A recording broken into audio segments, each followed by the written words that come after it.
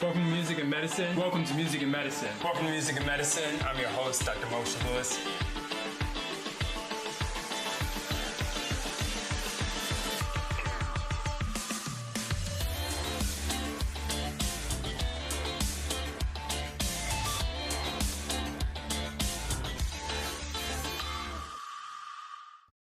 Welcome to Music and Medicine. I'm excited and ecstatic. I'm so honored and overjoyed to join singer, songwriter, producer, Charles Wright. His reputation just precedes himself, going all the way back to doo-wop in the 50s and 60s. The gentleman's had so many hits, many of which you know: Loveland, Express Yourself, with the 103rd Street Watts Band. And we're just loving that you're so willing to give of your time. Thanks for joining us, Mr. Wright. My pleasure, brother, my pleasure. So we always like to kind of go back and help people catch up on the history lesson, because your story is so phenomenal and amazing, growing up in Mississippi, which is the land of so many great musicians, and then transitioning all the way to California.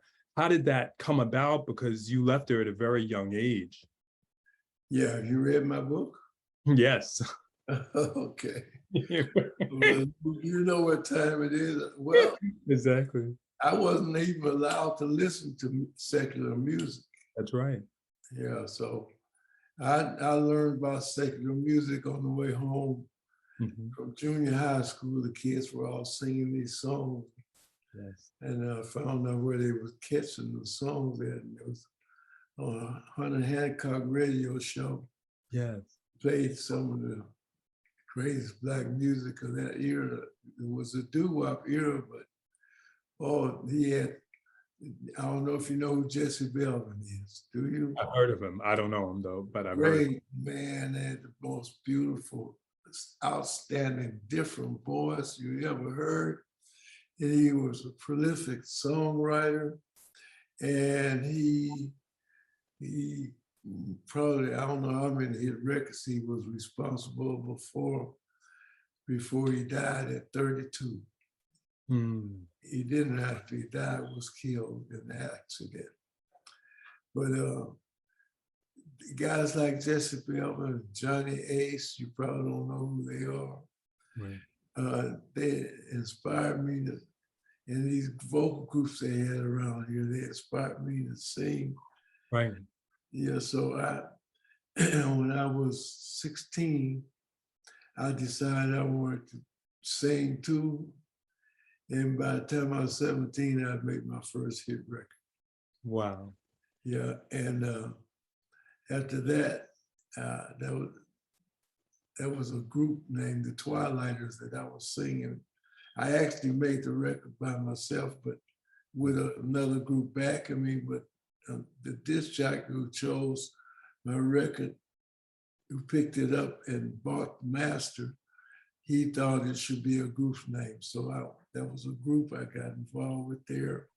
Wow. And when that group died out, I got involved with a group called the Shields. Yes.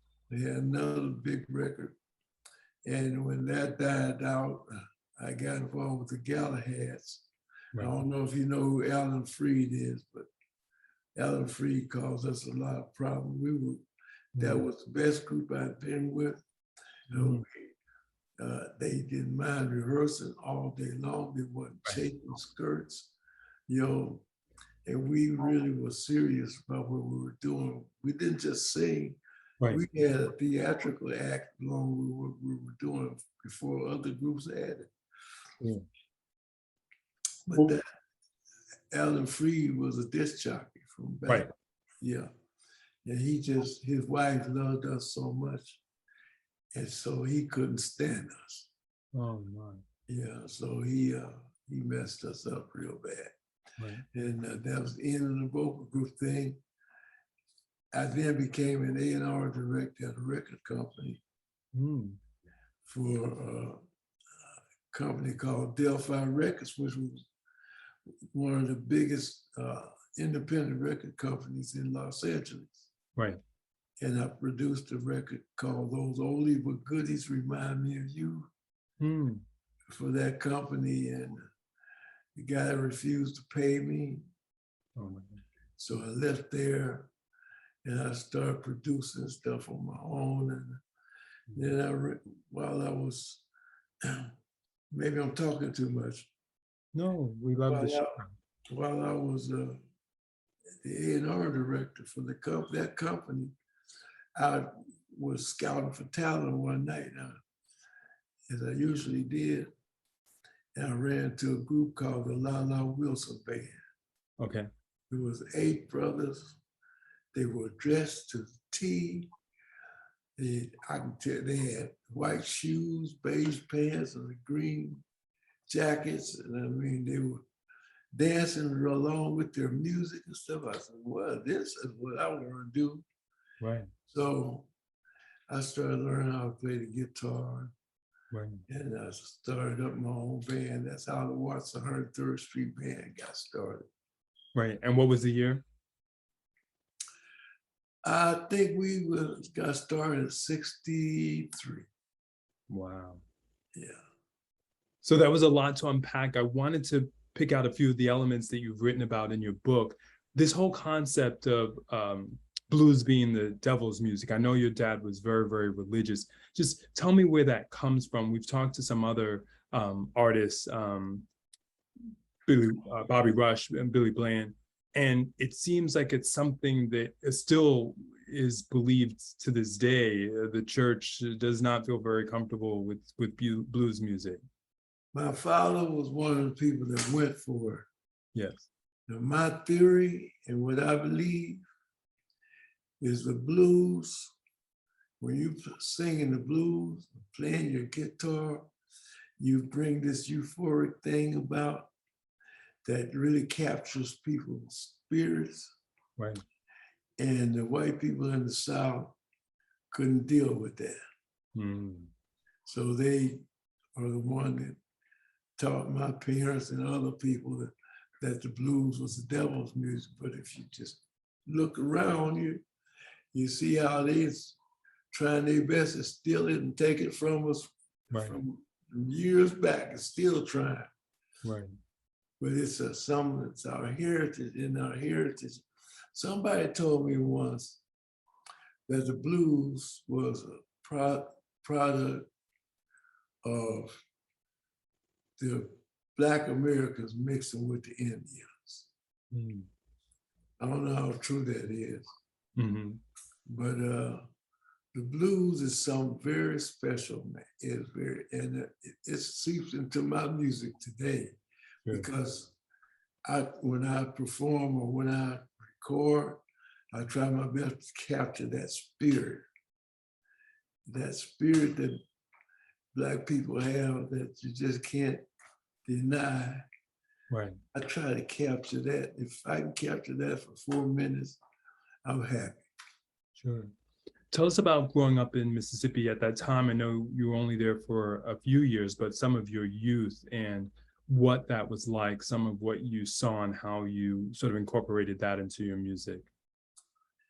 Well, I actually think my book really illustrates that very well in itself. But if you need to know more, I say people from Clarksdale, that area, so they got something special. Mm. You got Muddy Waters. Yes.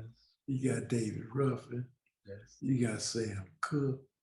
You got Johnny Hooker. You got you can go on and on and on. All these people come from Clarksdale area of Mississippi, B.B. King. Right. And if you think about it, there's some special feeling. I think it's about the white people were so hard on us there. Mm. We were so suppressed until we got that suppression is coming up out of our spirit and soul, and we're sharing it with the world. But now you go to Mississippi today, Clarksdale, I was there only 3 years ago. Right. Man, you see how they appreciate us. Mm. It is so sad that they got millions of people. See, when I was a child, they would plant cotton, Right. cotton grow up like this. We had to go out and chop the weeds from between it, make sure the cotton proliferates. Right. And it gets about this high, we done it, we go back and start again. Make sure that there's nothing but cotton grow. Right. Well, now they got chemicals they plant with that cotton. Mm. And they got machines that cut all the cotton in 2 or 3 days in the whole state of Mississippi. They don't need those people anymore. Mm. They're on welfare. They're on crack. I mean, it's just sad that what I saw the last time I went there. Mm. And now I think they'll gather themselves a bunch of machine guns, I call them, M1s, and they're ready to shoot. Right. Because they don't need you no more. They used you up. Mm. Is that getting a little too deep for you, brother? Oh, no, I think it's very important that we kind of look at the past, really try to understand exactly, you know, where we've come from and where it is we need to go. We don't know what we're up against. We walking around here with our pants below the crack of our behind. Right. And killing each other. We desperately need to be getting ourselves together right now as a people and try to fix it so we can produce our own products or something. Because from what I understand, Black unemployment is twice that of white people. Mm. And almost that much of the Hispanics. So we got real problems. We need to pull ourselves together. But I don't think we know what to do. I think, you know, from my experience through life, the average Black person hadn't been anywhere other than 6 blocks from where he was born. Mm. We need to pull ourselves together and explore the world. Because I heard somebody say today, if you don't know where you come from, you don't know your history, it's bound to repeat itself. Right. And we don't need that. We need to move forward. Yeah, but man, even when I came to California, believe it or not, the schools were segregated. Yeah. I mean, were integrated. Okay. Yeah. But all the teachers I ran into were white. And I had one teacher to teach me how we got here from Africa. And a story that you wouldn't believe, man. But I'm not going to waste your time with it right now. But Ronald Reagan came along, he separated us. He killed the integration spirit in California as the governor. Please, you say something. Yeah, no, I appreciated you sharing sort of what you experienced during that time. Tell us about how you were able to make that transition at that time, because that's a huge leap at that time to leave some place like Mississippi as a child and come to Los Angeles. I mean, a totally different world. Oh, from Mississippi to Los Angeles? Absolutely. Yeah. But at the same time, California was the second biggest cotton state in the Union. Okay. So a lot of people came out here in Bakersfield and Fresno out there. They're still in the cotton patches out there. They're not working in them, but it's happening. This is a cotton state. Yeah. But my year was quite, actually it was like night and day when I arrived in California. It, I felt a freedom. I can't explain it.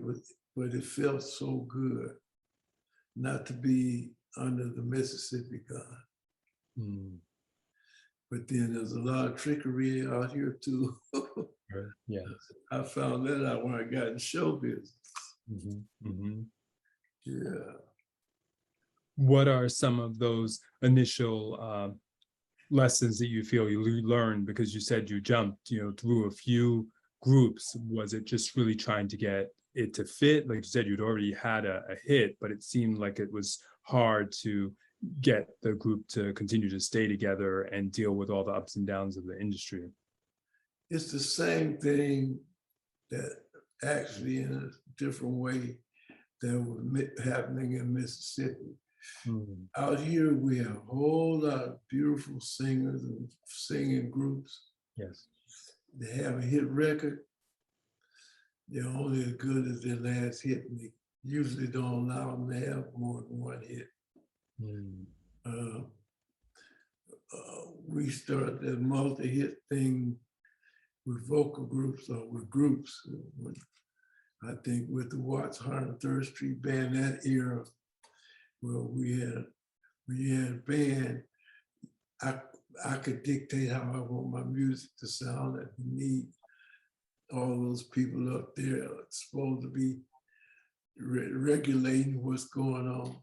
I didn't need them to I remember when I was in the Shields and I was in the studio one day, we were recording and things weren't going quite right after the first big hit record. Yeah. I remember hearing the producer, yeah, they're a one hit group. Because they're just another one hit group because there were so many of them. But I worked with Frankie Avalon and Fabian and all them guys. You probably don't know who they are. Yeah, I do. Oh yeah. Yes. And if they still can make $25,000 a night right now. Sure. I have a trouble getting $2. But of course it don't matter to me because I'm blessed.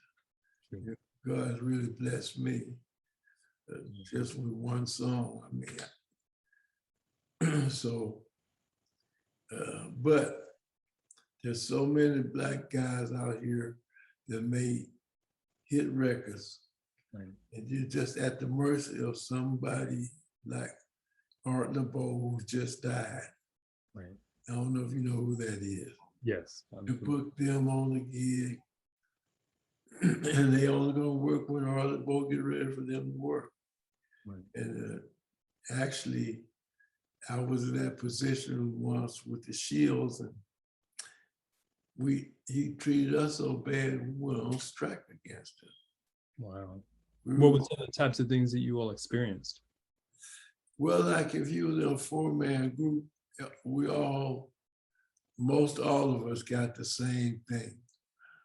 $100, $25 a piece to do an engagement. And he would have these engagements at this place called El Money Legion Stadium every weekend. And we would work probably once a month for $25. So can't live off of that. No. And what was the year, just to put it into context? 59. Yeah, 58, 59. So almost starving you out of the business because you get so few opportunities to appear and you're assigned to a contract. Yeah. My next book explained a lot of what goes on. And what do you think sort of helped change? You sort of mentioned, because I was trying to walk through that initial history, move to other groups in different management so that you wouldn't be sort of chained to such a limited performance schedule. Well, frankly, I really never had a manager that I was happy with. Mm. Little Richard told me once, he says, he fired his manager. And I never forgot that. Mm. So anytime I was not happy with one, I fired him. But once you fire one, he can raise a whole lot of havoc with your life. And I've had that happen to me too many times. Sure. Yeah. And why is that? What happens? What's the fallout? Oh, they just can ruin your career, period. They already had, well, you need to read my next book. Man, I had one manager and he was a black man, young man. You ever hear of Chico Hamilton? No, I haven't. Okay, well, this guy, I took him on as a manager, the first manager for the Watts 103rd Street Band. Right. And he occupied an office in a building in Hollywood in the corner of this guy, another guy named Joe Siegel. Right. He was, and Joe Siegel was jealous of me. Mm. So he would invite me to dinner and he was trying to control my life. And according to my manager, they were just friends. Yeah. And so he wasn't my manager. Right. But he would bash me and he looked me in the eye, invite me to dinner, says, I'm going to invest some of your money for you, Charles, but most of it for me. Mm. I said, who in the hell does he think he's talking to? Right. So it ended up, I go back and I tell the brother what the guy said. And brother, he's just a friend, Charles. He just ribbing you. Don't let him. But he kept doing it. So he moved from the second floor to the sixth floor. And they're only supposed to be friends. But a manager moved to the sixth floor. He moved from sixth floor to the 12th floor. My manager moved to the 12th. So I fired him. Right. After I fired him, I found out his Joe Siegel was a nephew of Bugsy Siegel. Mm. I suspected there was a connection. Uh, I suspected. I know that name. yeah. They raised havoc on my career. Mm. Yeah, like I was supposed to be a slave. Mm. So I've had those kind of situations in my life, but like I say, God bless me. Right. So, in what ways do you feel like the music helped to kind of be a salvation, because you'd find either a new group or sort of continue to move forward, a new manager? I found a new manager. When that necessary, I found a new group. The biggest problem I had, and it's sad to say, was I signed up with ABC Records in, I think it was 72. Made a lot of good records for that company. Mm-hmm. But the black man in charge of the black product refused to promote my music. Mm. I mean, it was like, I can't explain it. I've ran into some cold-blooded white people, but a cold-blooded black person can be much more damaging because you don't expect them to do you, Right. but they do. They do. And some, you know, that guy, he really. And then my albums that I did at that company got burned up on the Universal lot. Right. And one of my albums, there's only one 8-track copy of it left. And I spent hours and hours and lots of my talent, my band's talent, making those albums at that company. Right. Some of the greatest musicians in the world. The guy would not push it. Yeah. And then yet out of all of that fire, you still wound up getting these hits out. Tell us about Express Yourself, and then we'll talk about Loveland and how it couldn't be suppressed. Well, your Loveland, I mean, Express Yourself, for instance. One night we would we're performing at Texas A&M. And we had a hit record at the time called Do Your Thing. Right. And our clothes would Do Your Thing. But the kids kept stomping and clapping, stomping it. And only God made me say it. I said, express yourself. They went crazy. And the year was? That was 1969. Right. And I said it again, you know, and they reacted in the same way. I said, Jesus Christ. So I went to my hotel room.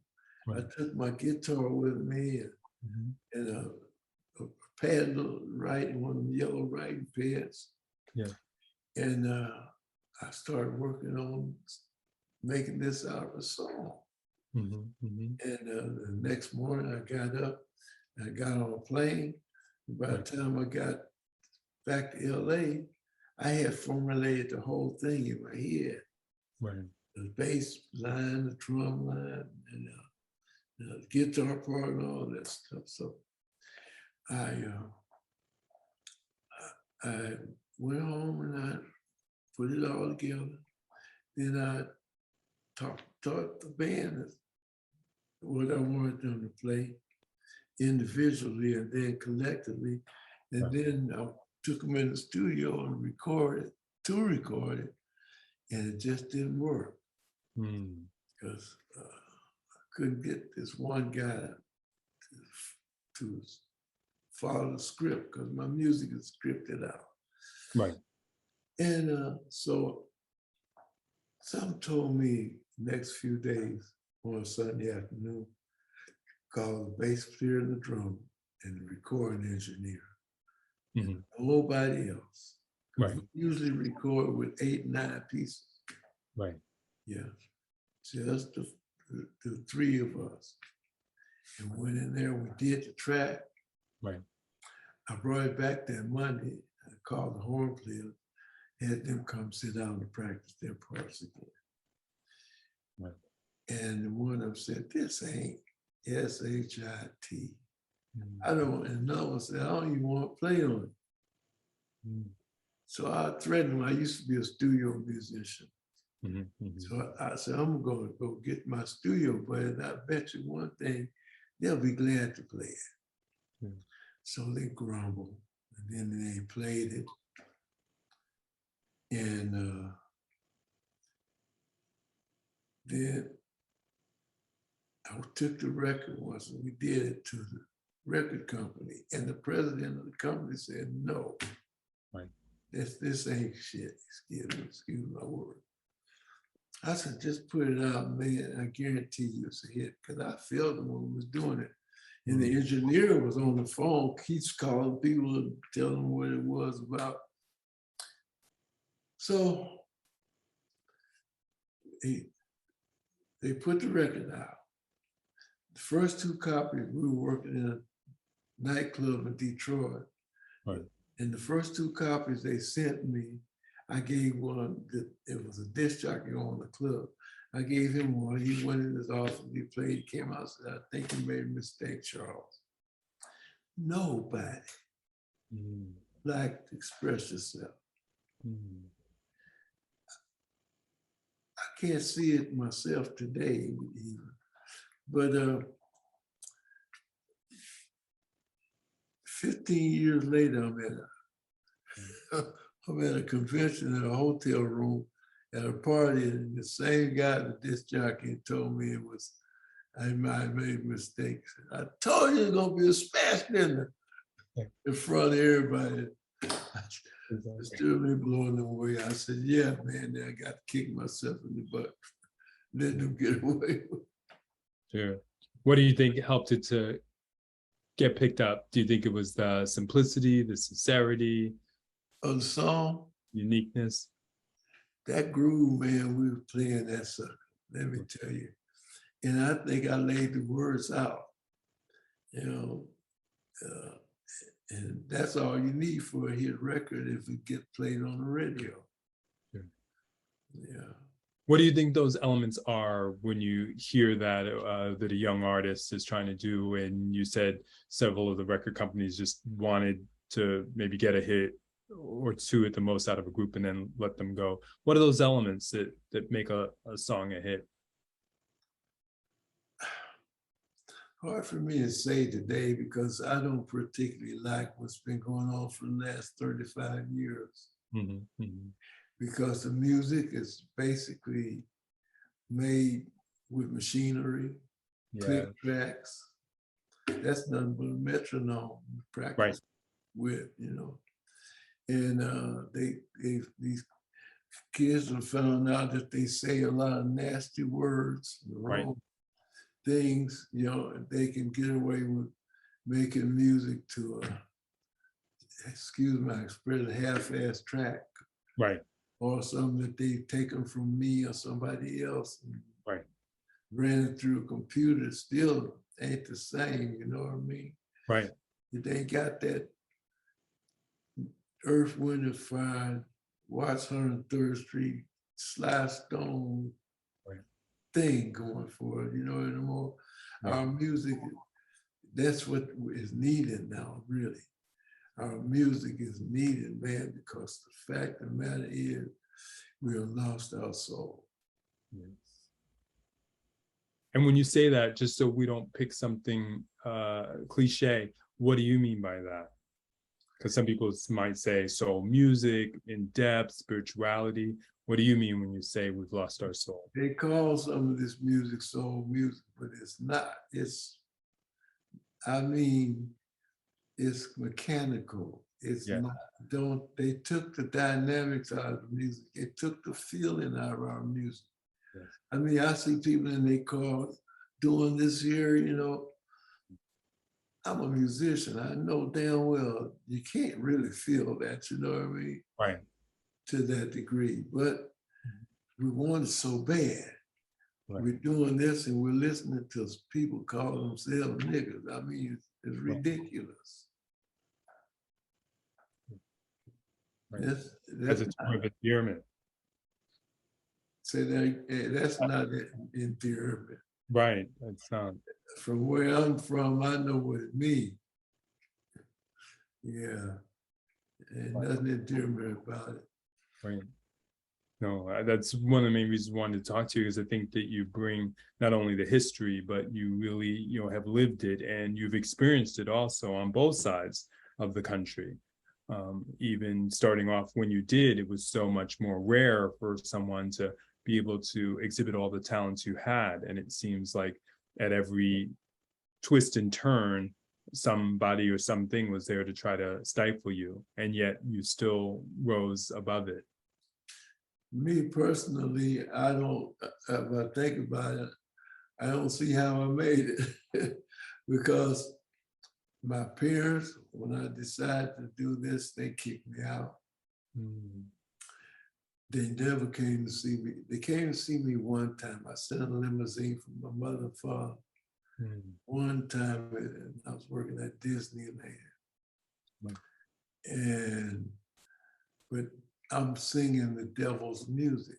So I got a whole family, 14, 13 sisters and brothers, and they all against me because I'm singing devil's music. They're so religious, they can't even come to see me perform. And that's sad, but that's true. I had everything against me to really get over in this business, but somehow I did. And what do you think those elements were? Well, if you don't have the support of your family in the first place, you're really kind of in a bad place. Right. Yeah, and there's so many people that have done so many other things to me in this business, try to stop me. But I persevered, that's all. The show's called Music and Medicine. When you hear those words, what does that mean to you? To me, to be honest with you, music is medicine. So that's how I feel about it. And I know it's true. It keeps me well. Right. Yeah. And I've seen it keep a whole lot of other people going. Yeah. So I'm sorry. Oh, no, go ahead. Yeah. With that, and I told you before we really got involved in the show here, that I had diabetes, and I got over it. And I'm gonna tell you something. There's a tea called tea hobo tea. Yes. You know about it? Yes. I stopped eating meat and started drinking that tea, and my diabetes went away. So people don't know. And another thing, 5%, 95% of cancer could be obsolete if Black people took 250 milligrams of vitamin D 3 or 4 times a week. We don't get enough vitamin D. We sit inside or in offices and we don't get the sun. But we came from a place where the sun shines abundantly in Africa. All the time. Yeah, and we don't. All we have to do is make sure we keep up on our vitamin D. Well, it's very important, as you stated. I mean, vitamin D being low is an issue throughout the entire world, and certainly in places that are dark a good part of the year. You know, Alaska, places that are deep in the north, Iceland, and things of that nature. So you're right. We definitely need to have everybody check their levels, and for sure many people will be surprised to find their vitamin D levels are low. And like you said, a lot of it's being indoors and wearing clothes and trying to prevent cancer, which we understand is a good thing, but at the end of the day we're still not getting enough, either through our diet or outside. So we do need to exercise and get out more. And I agree, people should check their levels and really make sure that they're not as low as they could be, because it's much more widespread than people may realize, low vitamin D. There's a show on YouTube, the science agenda to exterminate Blacks. It's a white man. That's how I learned that.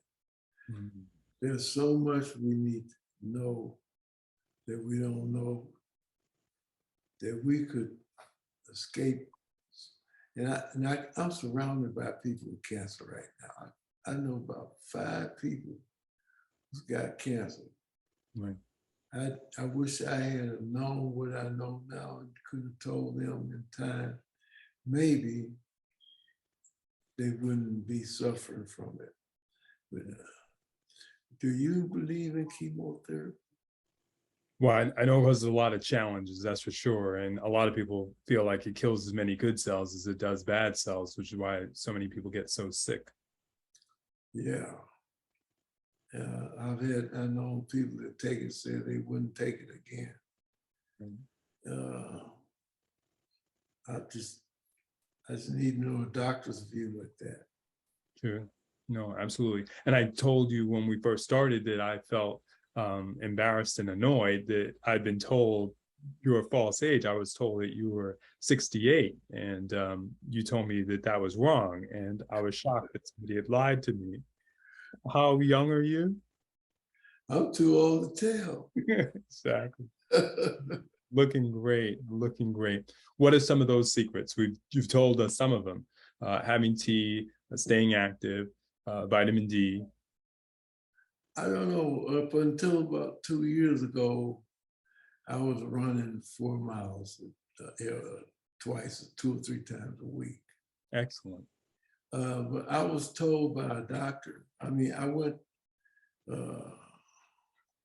been 20 years now, to get an MRI. Mm-hmm. And I came out the MRI, the doctor tried to make me sound like something was really wrong with me.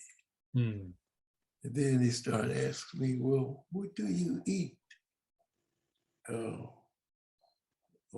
What do you, why do you do this and how this? And you end up saying, you know, your body's 20 years younger than you are. Mm. That's very encouraging. I told you it was 68. I knew they weren't lying. I went to a doctor, yeah, I did recently, a couple of months ago. He told me that you got a body of a 62-year-old man. Excellent. He didn't know I was 61. Right. Exactly. I was close. I knew it was somewhere in the 60s. No. It's been such a pleasure. We really, truly appreciate it. Tell us what you have coming up. I know it's a really big celebration. Oh, they're honoring me on the 3rd of December. Yes. At the Beverly Hills Fine Arts Theater. Yes. Yeah. And that, and I have a song that I'm trying to get Warner Bros. To re-release, and I think they're on the verge of doing it, called Comment. It's a song I recorded back in 1970. Mm. And it's about all men being truly brothers. Mm, yes. And you heard it? No, I haven't heard it, but I've had some hard times with that song because it says if all men are truly brothers, why can't we love one another? But it also said if you enslave me, you'll never free yourself. Mm. And some people don't want to hear that. Right. Right. But that's I'm trying to get that out again, along with, I just did a skating video with Do Your Thing. Yes. And my next book, which I can't give you the title to it yet. Sure.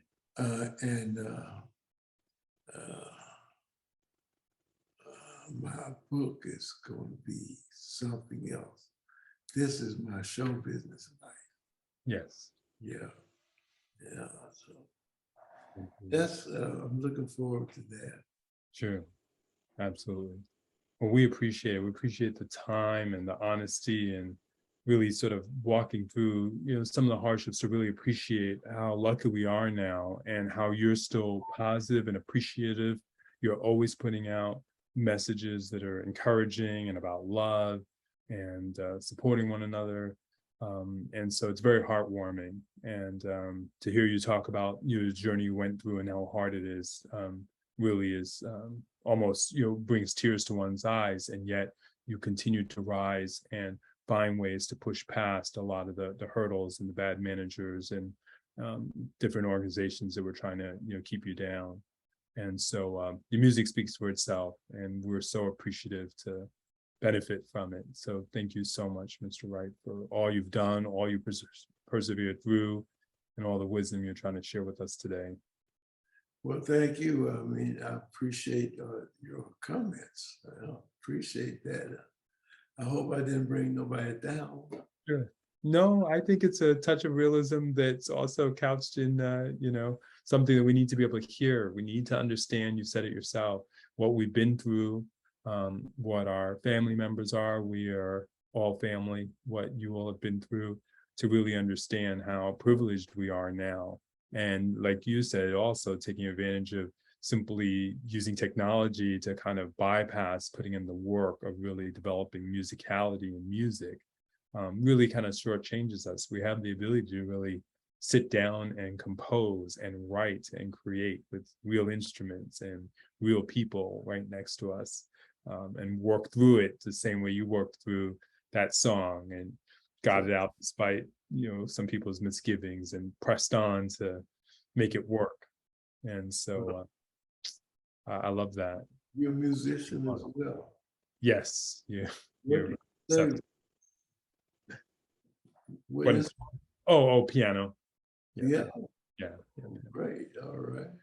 But yeah, no, I love it, and I love the musicianship that comes across in putting in the time to create true music.